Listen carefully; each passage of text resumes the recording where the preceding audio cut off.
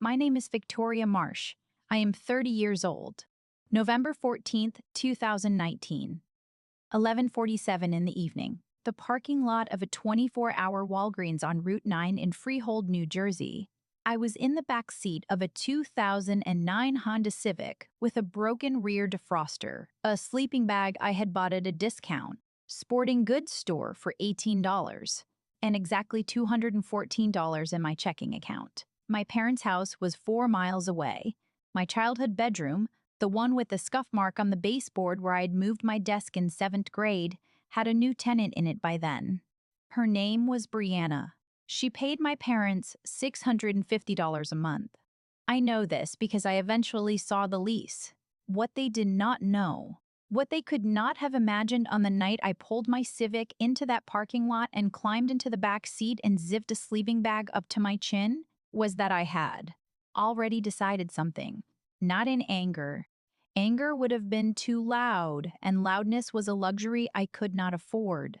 I had decided, quietly and completely, that I was going to learn exactly how buildings worked, how leases worked, how money moved through walls and rooftops and square footage. I was going to learn all of it, from the inside until I understood it well enough to own it. 6 years later, I stood in the hallway of my parents' home with a clipboard and a property management lanyard around my neck, photographing every room in a house I owned. My name was on the deed. Their name was on the lease. They were moving out. This is that story. I grew up at 14 Garfield Street in Freehold, New Jersey. It is a two-family house. 2 stories, 4 bedrooms total split between the units. The kind of vinyl-sided mid-century construction that looks exactly like every other house on the block because it was built at the same time as every other house on the block. The yard in the back has a chain-link fence along the left edge and a concrete patio that my father, Kenneth, poured himself in the summer of 2008. He was proud of that patio. He mentioned it regularly. The patio, the truck, the base boat he co-owned with his brother Ray, these were the landmarks of my father's sense of himself. Kenneth Marsh was 51 years old in November of 2019. He is an HVAC technician, self-employed, the kind of tradesman who is very good at the physical work and very bad at the administrative surrounding it. His income ran somewhere around $52,000 in a good year and considerably less when the calls slowed down. He drove a 2018 Ram 1500 that he made payments on every month without fail, even when other things did not get paid. His Facebook page, which I have looked at exactly twice in the last 6 years, is full of Eagles posts and fishing photos and wide-angle shots of backyard barbecues with captions about family and loyalty. He posts these without apparent awareness of what they mean coming from him. I stopped being surprised by that a long time ago. My mother, Lorraine Marsh, was 49 in 2019. She works 3 days a week as a bookkeeper for a small dental practice and earns around $28,000 a year. She is not a loud woman. She is not a woman who hits or screams or makes scenes. Her instrument was omission, the careful and consistent absence of intervention. She maintained a Facebook and an Instagram that portrayed a warm, scripture-quoting, family-oriented woman. She posted photos of Kenneth's barbecues. She posted sunrise pictures with Bible verses in the captions. She had not posted a single photo of me since 2018. I want you to sit with that for a moment. Not a single one. My younger brother Wesley was 17 in October of 2019. He is not the villain of this story. He was a teenager who did not have the tools to understand what was happening in front of him, and I have made my peace with that. But I want you to know he was there.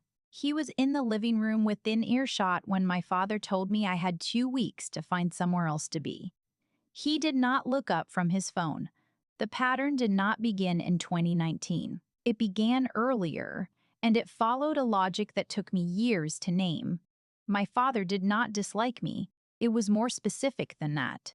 He had decided at some point I cannot locate on a calendar that I was a resource allocation problem, not a daughter, a liability. And once a person decides that about you, everything that follows makes a horrible kind of sense. In the fall of 2016, when I was 19, I was accepted to a 2-year business administration program at the community college in Middlesex County. Tuition was $3,800 per semester. I asked my father if he could help. I want to be precise about what I asked. I asked for help. Not a gift, not charity. Help. He told me he was not running a charity and that I could figure it out like everyone else does. He did not lower his voice when he said it. My mother was in the next room. That same month, my father put a $4,200 deposit down on the base boat he and Ray had been talking about since the previous spring. I know the exact amount because I saw the bank statement. It was on the kitchen counter. He had left it there without thinking. The way people leave things, they do not feel the need to hide. I did not enroll. I got a job instead. By 2018, I had been working at a diner on Route 33 for 2 years, picking up double shifts on weekends, and I had saved $1,100. I kept it in a small fireproof box in my closet because I did not trust the checking account I shared with my phone plan to feel real enough. The box was gray. It had a combination lock I bought separately. One Sunday, I came home from a double shift. It was a February, cold enough that the car had taken 3 attempts to start, and the box was on my bed, open, empty. The combination lock was still locked. He had found the spare key I kept in the drawer. When I asked my father about it, he said the money was going toward household expenses and that I owed them for all the years they had kept me. He said it with the same tone he used when he talked about the weather. He never repaid it. I never mentioned it again, not because I had forgiven it, but because I understood with a clarity that felt older than 22, that the conversation would produce nothing except being reminded that I had no ground to stand on. In October of 2019, the accumulation of smaller things arrived at its logical conclusion. Kenneth had been saying for weeks that my schedule was disrupting the house, that my presence was dead weight, that things needed to change. I understood this was building toward something. I did not understand how completely until he said it plainly. I had 2 weeks to find somewhere else to be. I said I had nowhere to go. He said, "That's not really my problem, is it?" Not a question, a definition. He was defining the boundaries of his concern, and I was outside them. He was standing at the kitchen counter eating leftover pasta from a pot on the stove. He did not sit down for the conversation. Lorraine was not in the kitchen. I do not know exactly where she was, but she did not come in, and that told me everything. Wesley was in the living room. The television was on. I remember the specific smallness of that moment. The pasta, the counter, the sound of the television, and the knowledge that nothing I said would move any of it. I spent the next 14 days trying to find somewhere to go. I called a coworker. I called an old friend from high school who had a studio apartment and could not fit another person. I called my maternal Aunt Carol, my mother's older sister, who lived 40 minutes north and had a spare room. Carol said she needed to think about it. I found out 6 months later that Lorraine had called Carol within 24 hours of my reaching out and described me as unstable and prone to making situations worse. Carol told me she had turned me away based on what my mother said. She cried when she told me. I did not. On November 14th, I loaded what I could fit into the Civic and pulled out of 14 Garfield Street at 9:15 in the evening. Within a week, Brianna had moved into my room. The Walgreens parking lot was where I spent the first night. I want to be honest about what that felt like, because this story does not work if I make it cleaner than it was. It was cold. The broken rear defroster meant the windows fogged and I could not see out. The sleeping bag was adequate but not warm. I had a bottle of water and a granola bar I had put in the door pocket. I lay there in the back seat of a 2009 Honda Civic with $214 in my account, 4 miles from a house where someone else was sleeping in my bed. And I did not cry. I did not scream. I just lay there and thought about the fireproof box and the boat deposit and the pasta on the stove, and I made a decision that felt less like a decision and more like a door closing somewhere inside me, quietly, completely, on the right thing. I was going to learn how buildings worked. The administrative assistant position at Keystone Property Management was not glamorous. The office was in a strip mall in Manalapan, sandwiched between a nail salon and a tax preparation service. I took the job in December of 2019 because it was warm, it was indoors, and it paid $14.50 an hour. By the time I arrived, I had spent 2 weeks in the Walgreens lot, 3 weeks on my coworker Dana's couch, and 2 months renting a room by the week above a bar on Main Street in Freehold for $190 a week, which was almost everything I was making after gas and food. I still picked up weekend shifts at the diner. I was tired in a way that did not have a name. But I was inside Keystone, and Keystone managed 47 residential units across central New Jersey, and the files were all right there. I want to be clear about something. I did not go to Keystone with a plan. The plan came from being at Keystone. From watching how properties were valued, how leases were structured, what happened when tenants did not pay, what happened when owners deferred maintenance, and it compounded. From sitting across from Frank DeLuca, the owner, a 63-year-old man who had been doing this since 1988 and who answered my questions without condescension because nobody else ever asked them. I asked Frank questions every single week for 2 years. I took notes in a small spiral notebook I kept in my desk drawer. I studied lease law at night, on my laptop in whatever room I was renting at the time. I read everything I could find about FHA loan structures and cap rates and distressed property acquisition. I was not a student with a plan. I was a person with a parking lot behind her and a notebook in front of her, and I filled the notebook. In March of 2021, I passed the New Jersey real estate salesperson examination on my first attempt. Frank put me in charge of leasing coordination for the rental side of the business. Small commissions, but real ones. I had opened a high-yield savings account in January of 2020 and put in $400 every month without exception. Even in the months when that meant choosing between that and something else. I always chose that. By January of 2022, I had $41,000 saved. I want you to feel the weight of that number. $41,000. Built on $14.50 an hour in weekend diner shifts and $400 a month without ever missing a month. Because it did not feel like a lot at the time, but it was everything. I purchased a duplex on Henley Avenue for $187,000, using an FHA loan with 3.5% down. I moved into the lower unit. I rented the upper unit for $1,050 a month. My mortgage payment was $910. For the first time since I was 22 years old, I was cash flow positive. I sat on the floor of the lower unit the night I got the keys. There was no furniture yet, just my sleeping bag, which I had kept. And I thought about the Walgreens parking lot. I was not sentimental about it. I was precise. I thought, this is the distance between those two places. This is what the distance looked like. In March of 2022, something happened that I could not have planned and would not have believed if someone had described it to me in advance. Kenneth and Lorraine's previous tenant in the upper unit at Garfield Street moved out unexpectedly.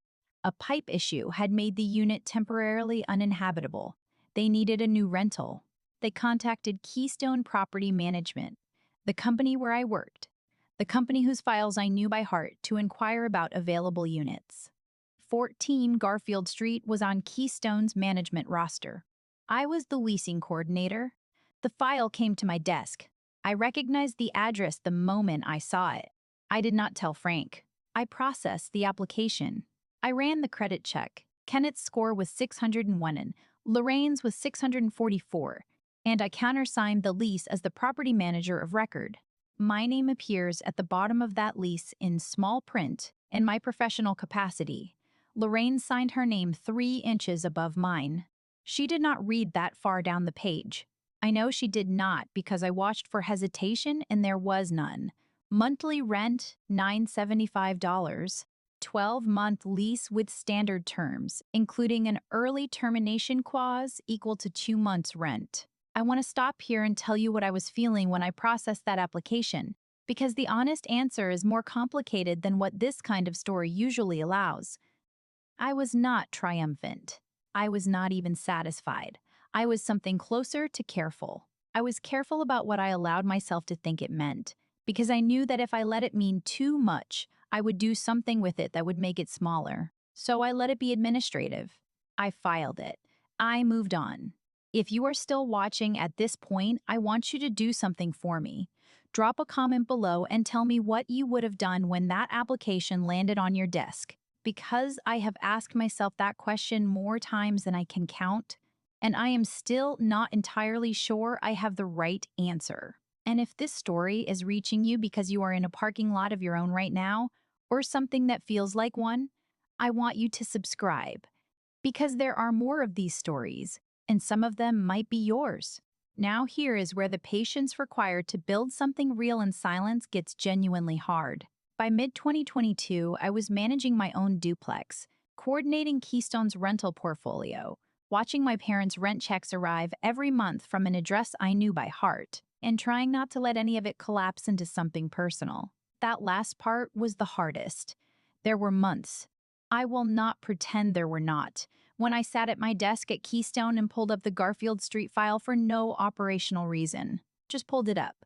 Read the lease, read Kenneth's signature, put it away. I told myself this was monitoring. It was not entirely monitoring. In the fall of 2022, I refinanced the Henley Avenue duplex. The property had appreciated. I pulled $38,000 in equity and used it as a down payment on a 3-unit building on Caldwell Street, a 1950s construction in slightly rough shape, priced at $241,000, which I purchased at a $2,000 discount because I knew exactly what the deferred maintenance would cost, and I made that case to the seller in writing. I spent the winter managing the renovation myself, hiring out the major work and doing the cosmetic work on weekends. By February of 2023, I had 3 tenants in the Caldwell building. Combined with the Henley upper unit, I had 4 rental units generating income. My net operating income across both properties was just over $31,000 annually. I was 27 years old. My mother sent a text that December. She had texted twice before in the years since I left, once in 2020 to say she had heard I was doing better, and once in 2021 to forward a photo of a family gathering I was not invited to, which I think was accidental. The December 2022 text read, "Merry Christmas, Victoria. We're glad you're doing better. It's been hard on us too." I read it 4 times. Not because I was moved, but because I was trying to locate what she thought she was saying. Whether it was an apology presented sideways or a complaint, or just noise from a woman who had run out of better options. I eventually decided it was all 3, and I did not respond. Kenneth called on his birthday in 2023. I almost did not pick up. I did pick up because I was curious more than anything else. He said he was not calling to argue. He said he wanted to check in.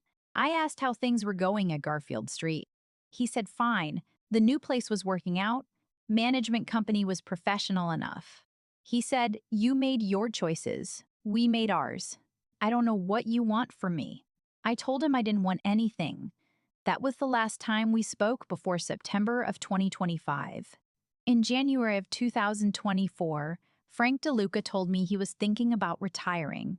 He had been thinking about it for 2 years, he said, but he was serious now. He offered the staff the option to buy equity stakes in Keystone.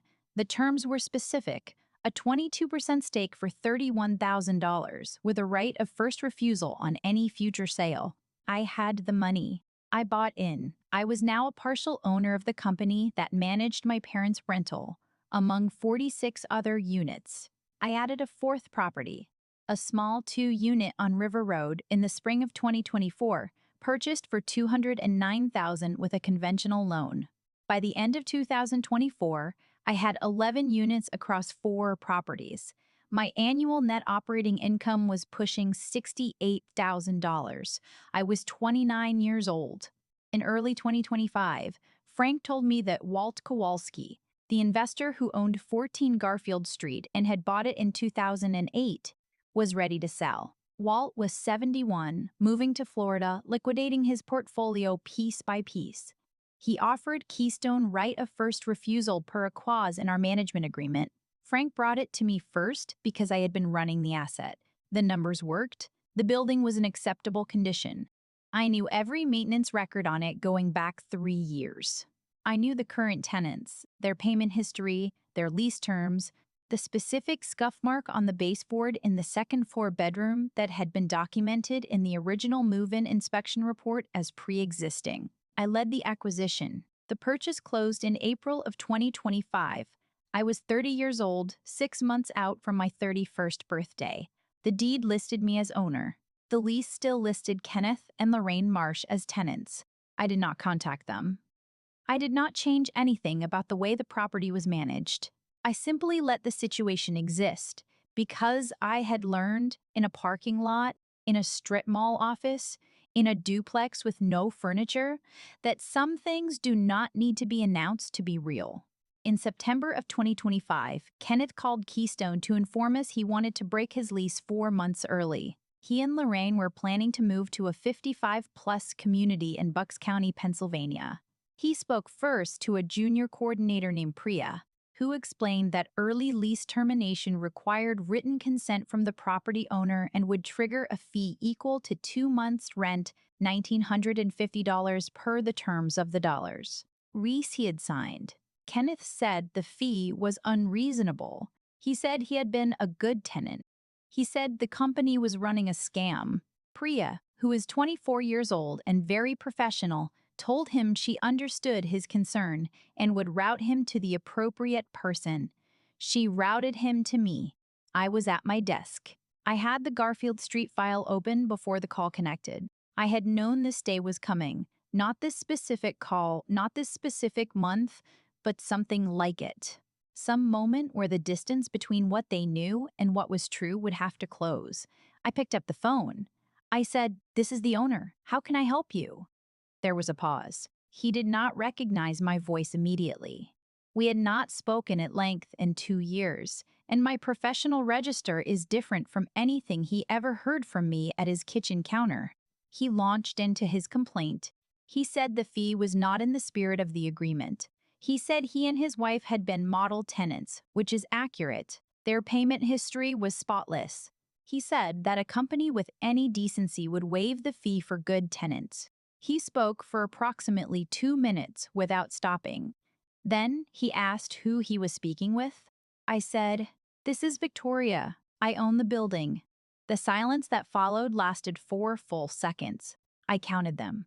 1, 2, 3, 4. He did not say my name. He did not say anything for those 4 seconds. When he spoke, his voice had a quality I had never heard in it before, a kind of compression, as though something very large was pressing in from the outside and he was managing the pressure carefully. He said, "Victoria," just the one word. I said, "Yes." He said, "You own," and stopped. I said, "I've pulled your file, Mr. Marsh. You signed a 12-month lease with a standard early termination clause. The fee is exactly what you agreed to when you signed." I was calm. I was entirely calm. Not because I had rehearsed being calm, but because the calm was simply what was there. I had been in that parking lot. I had been in Dana's couch. I had sat across from Frank DeLuca with a notebook full of questions for 2 years. I had $400 a month into a high-yield savings account for 63 consecutive months without missing one. The calm was structural. It was load-bearing. He said he needed some time to think. I said, "Of course. The fee stands per the lease. Have a good afternoon." I hung up. I sat at my desk for approximately 90 seconds without moving. Then I went back to work. The move-out inspection was scheduled for a Tuesday morning in October. I conducted it myself. I drove to Garfield Street in my car, a 2022 Honda CR-V, which I had bought used in 2023 for $22,000. Nothing flashy, nothing that needed to announce itself. And I parked in front of the house I had been driven from 6 years earlier, in the dark, with $214 and a sleeping bag. I rang the doorbell at 9 in the morning exactly. Kenneth opened the door. He looked older than 58 in a way that was not just the years. Lorraine was behind him in the hallway. The house smelled the same. The specific combination of the cleaning product Lorraine had always used, and something that might have been coffee. I noticed that and noted it and moved past it. I said, "Good morning." I'll need about 45 minutes. I walked through the house with a clipboard and my phone, photographing each room in sequence, documenting condition against the move-in inspection report, the kitchen, the bathroom, the living space. I noted a hairline crack in the grout along the tub surround that had not been in the original report and marked it for attention. I noted that the kitchen tap was dripping slightly, also new, and marked it. I was thorough and I was quick and I did not linger anywhere longer than the documentation required. Then I went into the second bedroom. It had been my room. The walls were painted a shade of beige that was not the color I remembered. They had repainted at some point, or perhaps Brianna had. Or perhaps the paint had simply shifted over time the way things do. The furniture was different. The desk that had made the scuff mark was long gone. But the scuff mark was still there. Low on the baseboard, along the left wall, a faint gray crescent where the corner of my 7th grade desk had caught the paint when I pushed it too hard. It had been documented in the original move-in inspection as pre-existing. It was in the file. It was my job to photograph it and mark it as unchanged and move on. I photographed it. I marked it as pre-existing. I moved on.